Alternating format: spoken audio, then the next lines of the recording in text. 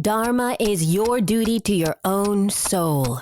Dollars make bigger dharmas doable. Make the most of your spins around on planet Earth.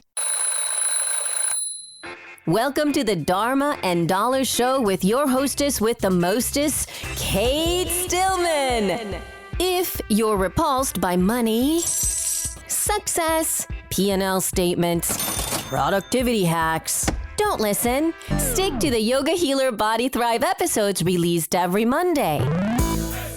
But if you yearn for money talk, investments for your activism, real numbers in real time, if you want to get greedy for the good of all, stick around. And ask yourself before we begin, what do you want to make happen next? Hello, it's Kate Stillman, and welcome back to the Yoga Healer Real Life Show. I hope over the holidays you have time to tap into you and your self-care. Today, to inspire that, I'm talking with Shel Pink, who built a brand, Spa Ritual, and it's a self-care products brand that is based in Ayurveda. And she later launched her book that just released called Slow Beauty, which is rituals and recipes to nourish the body and feed the soul. It's a beautiful book. It really is. And just the way it's created, it's very inspiring. And it's a very down-to-earth Ayurveda, like very much accessible to people who are not that into Ayurveda yet. So if that's you, I think you'll find this book super inspiring. And without further adu, here is Shel Pink.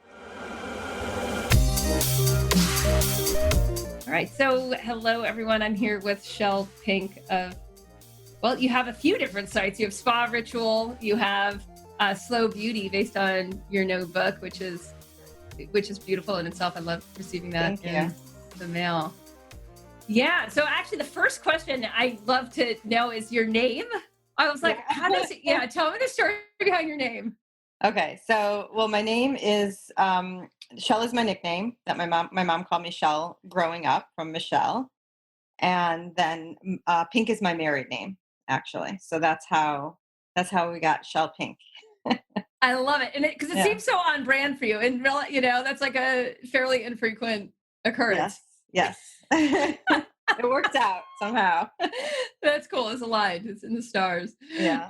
Awesome. So tell everyone just a little bit about Slow Beauty and how you came to Slow Beauty, how you came to the teachings that you teach in the book.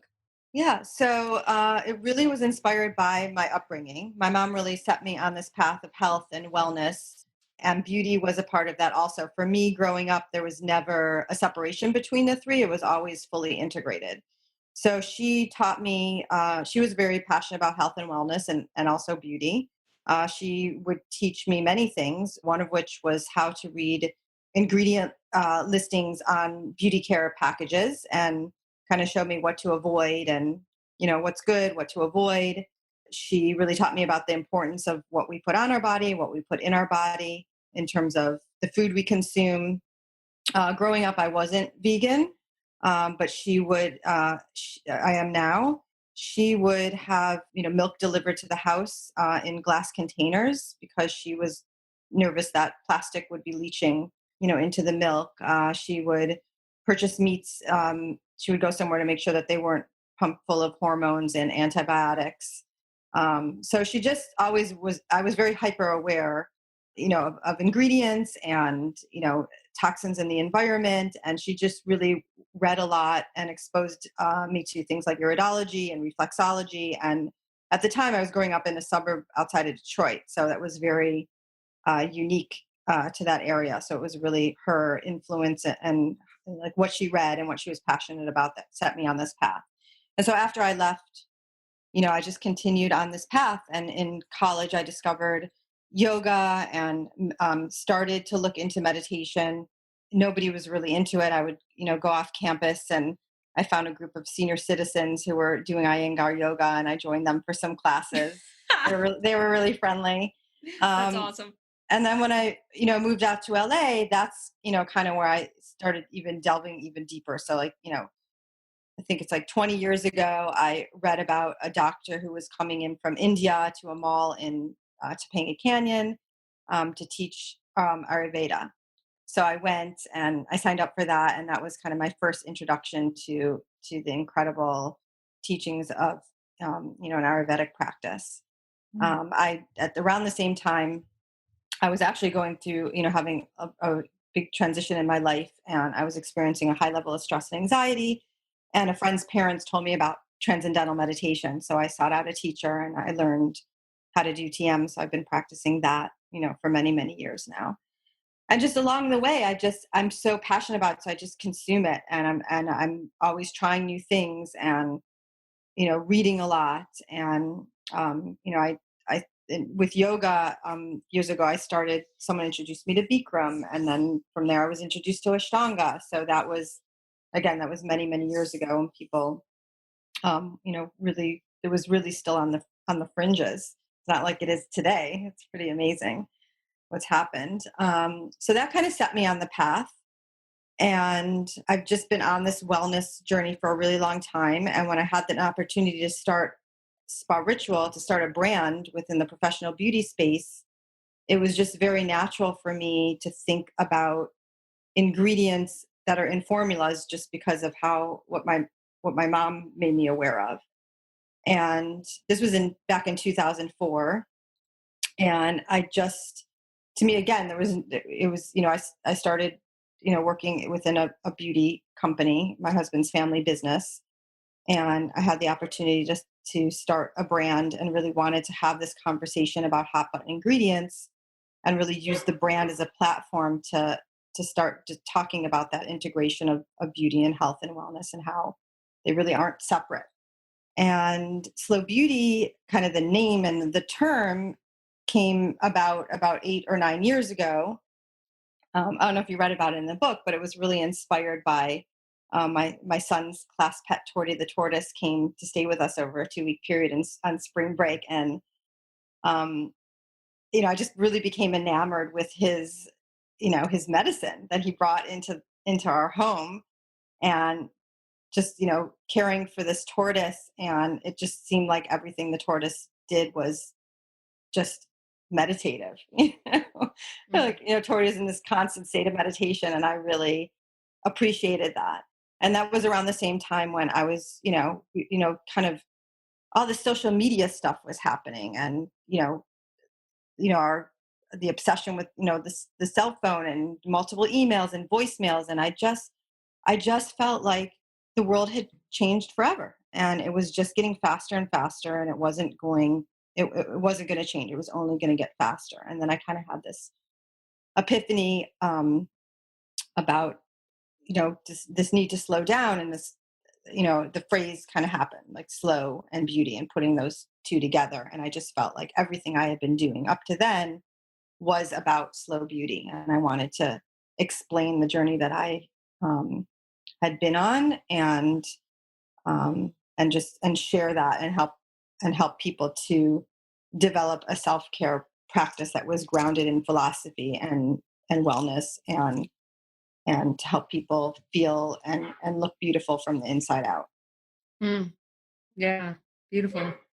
I mean, it's somewhat appalling to me how few people are aware of like what's actually in skincare products and sunscreen products. Yeah, I think. Oh, go on. Sorry. No, you go.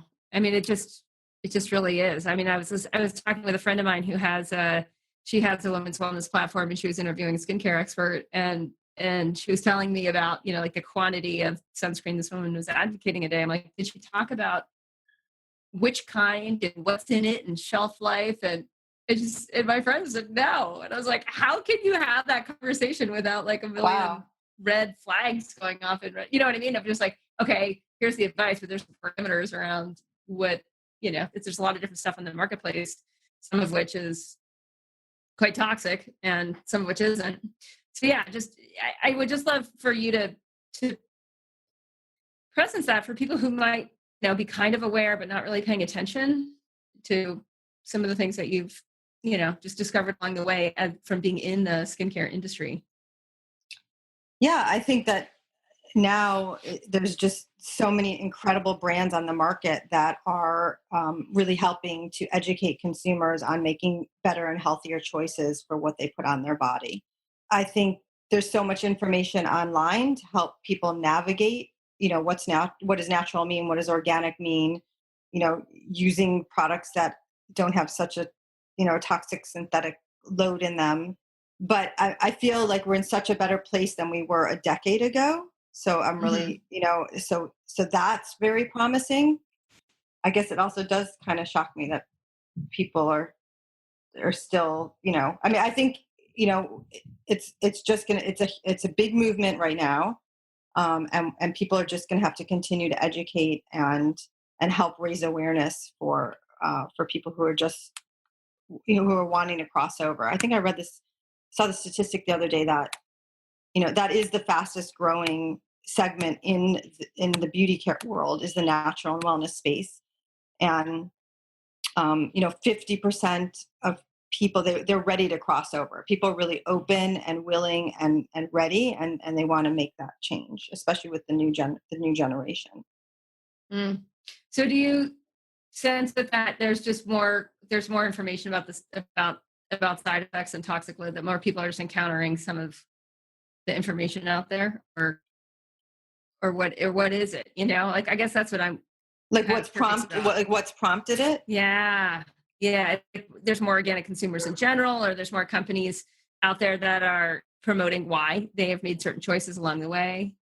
I think that people are feeling the pinch of the stress and anxiety and the disease in our, globally, really. And so with that, I mean, the World Health Organization, the statistic is that ill health and disability, the leading cause of that is stress and depression.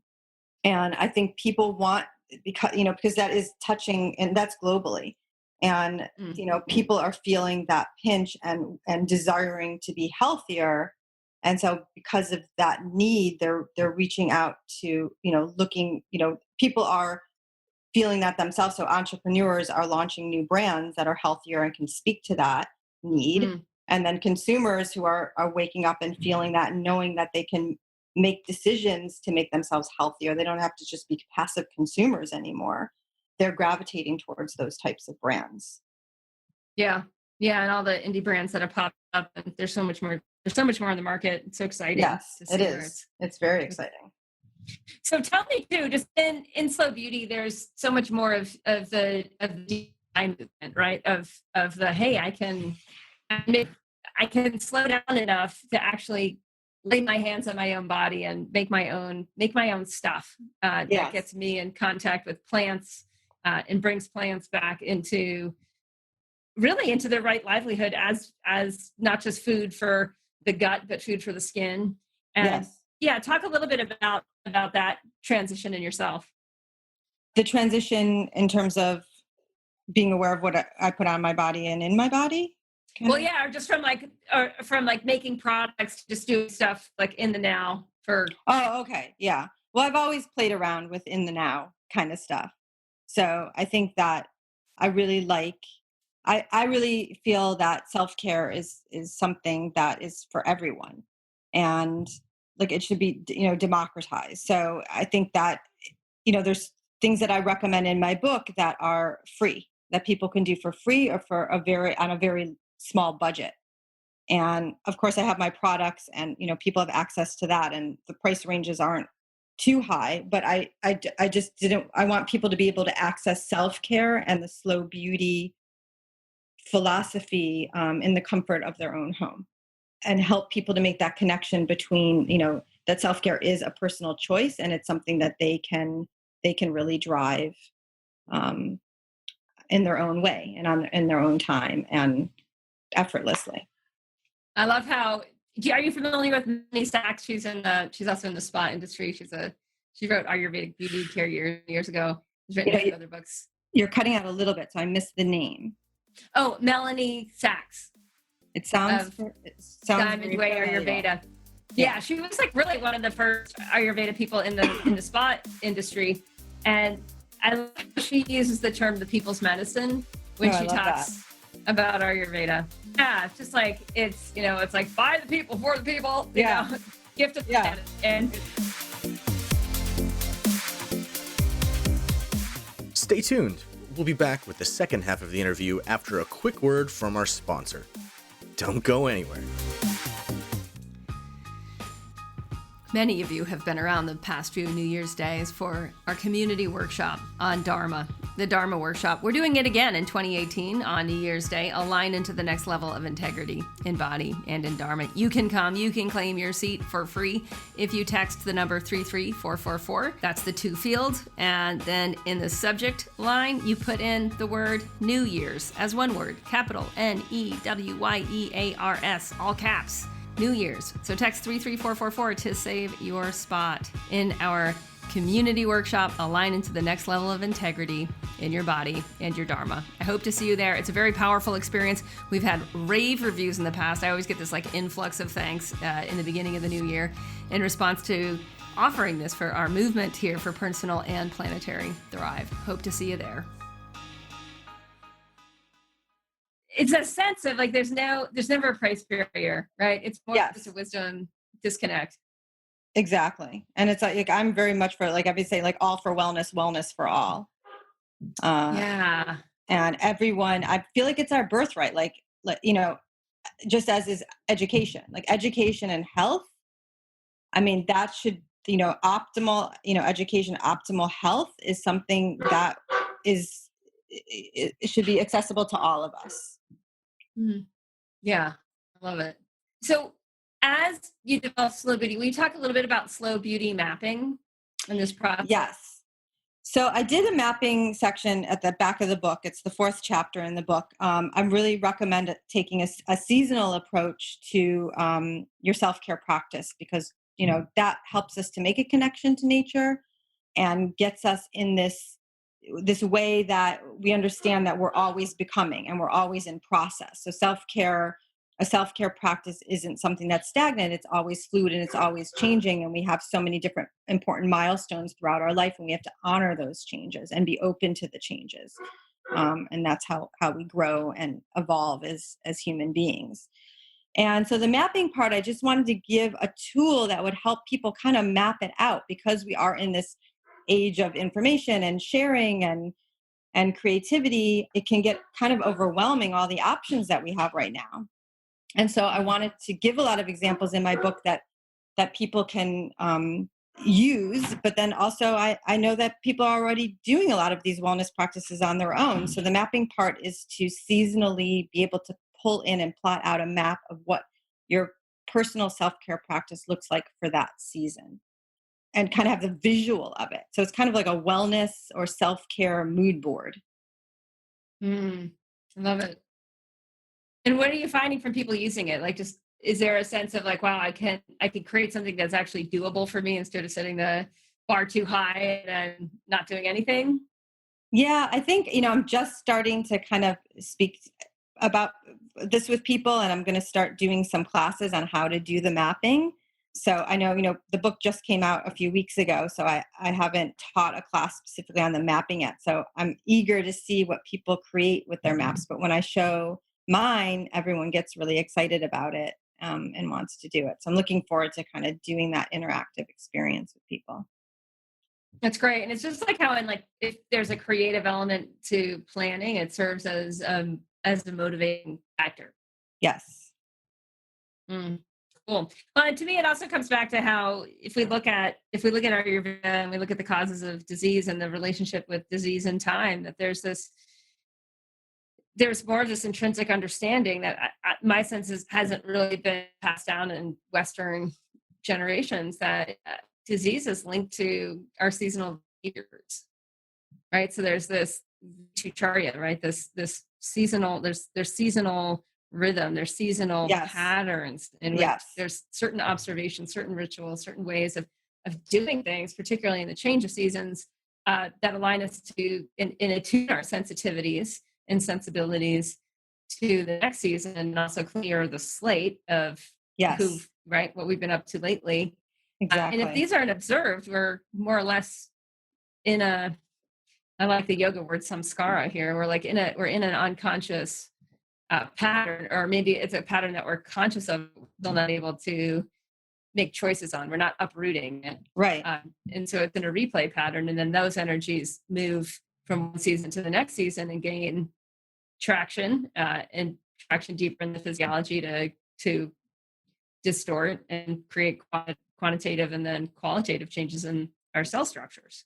Yeah. And that, I mean, that's the beauty about Ayurveda, how it's rooted in the seasonal changes and identifies, the qualities of each season and kind of what you can become, what you're up against each season. Like, it's like understanding, your nature, and then what the obstacles that could show up by season. And then, and identifying the goals that you want to accomplish each season with your self-care practice.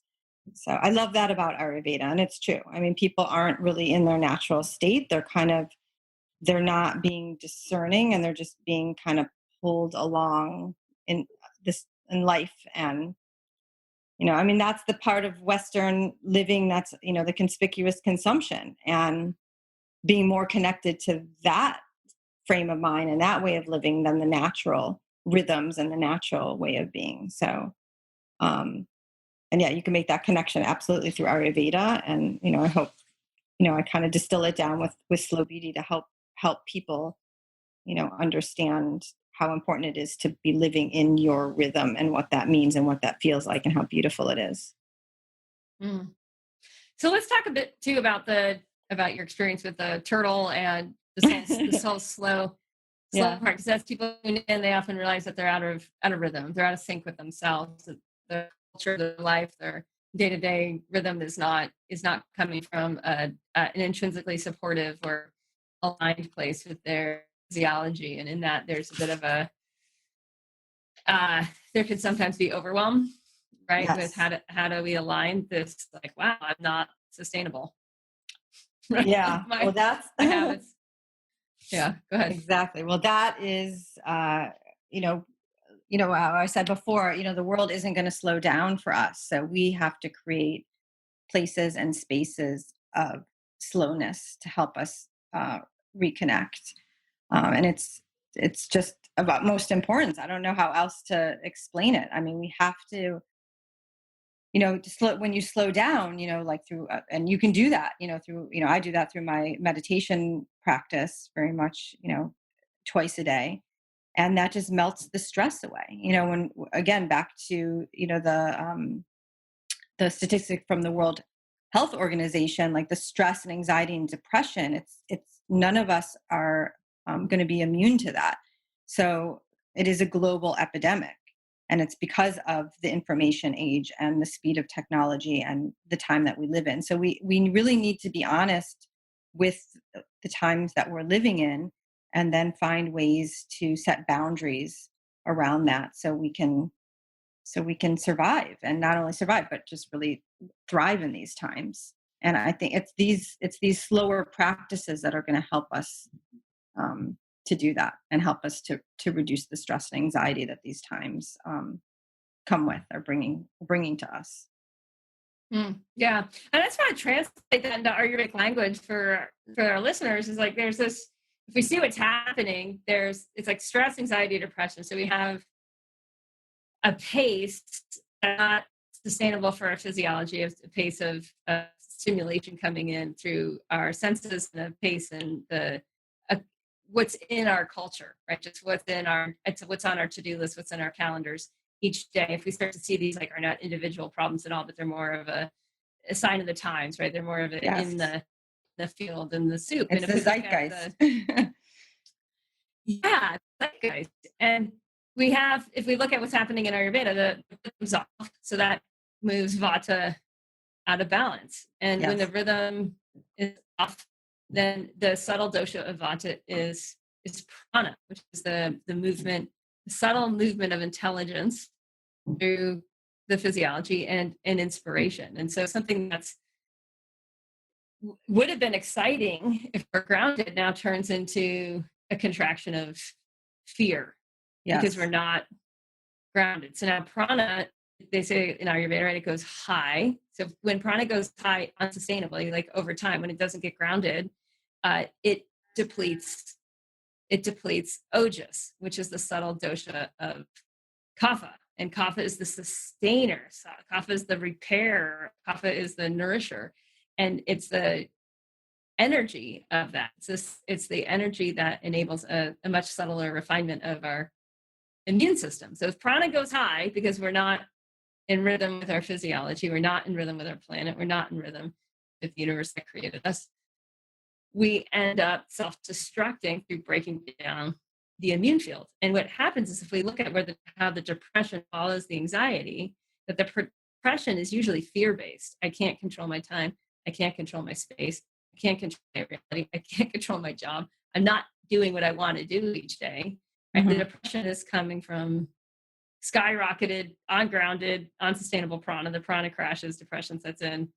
But we're not really understanding it that way. Like we're not understanding it as a disease of rhythm. We're not Right. understanding it as a disease of putting in more stimulation than we're able to process.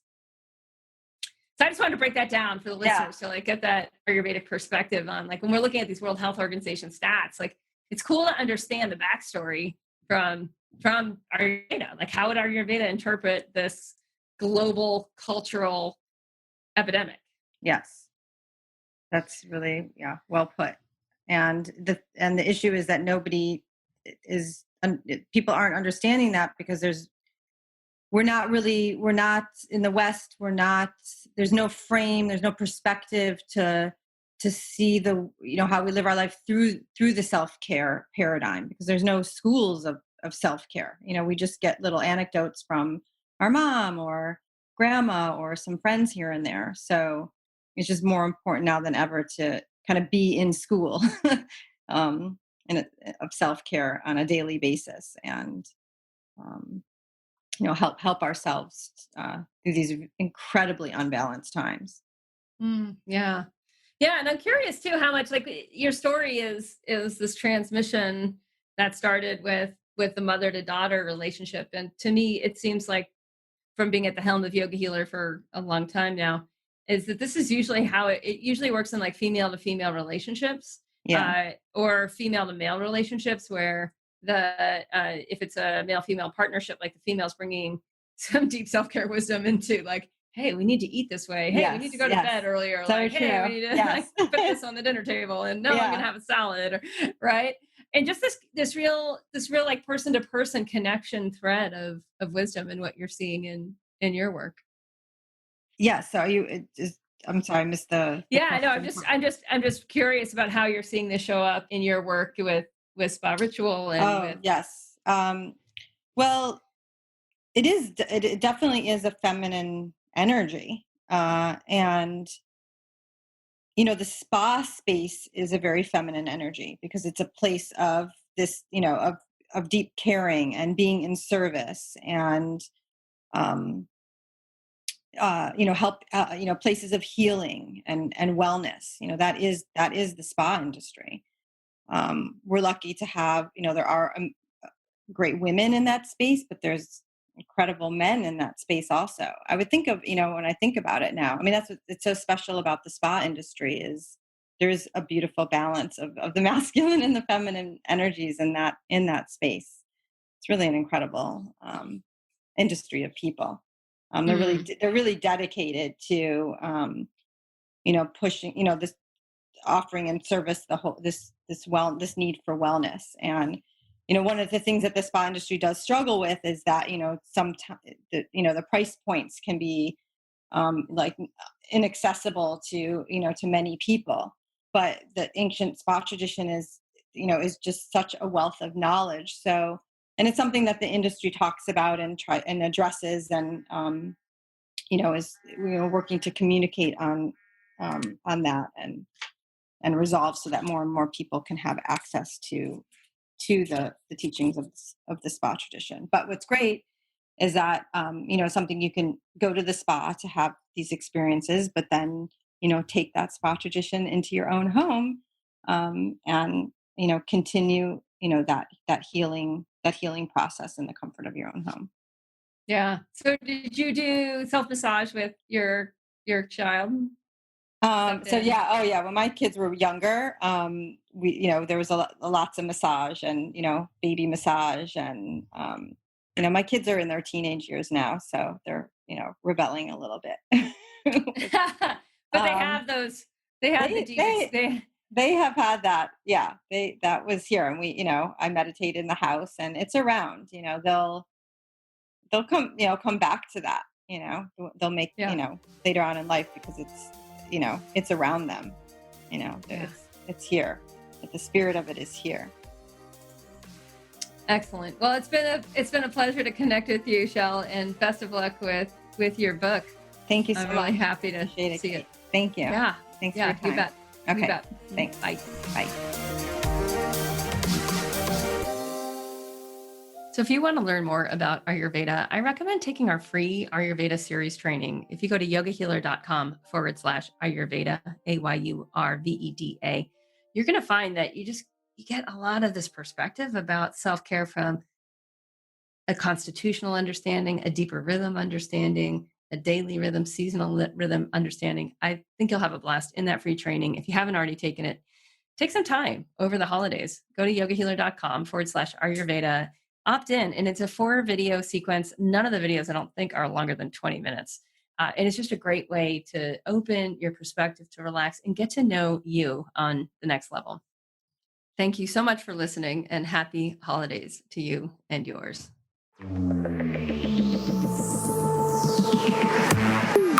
Yoga Healer Real Life Show with Kate Stillman.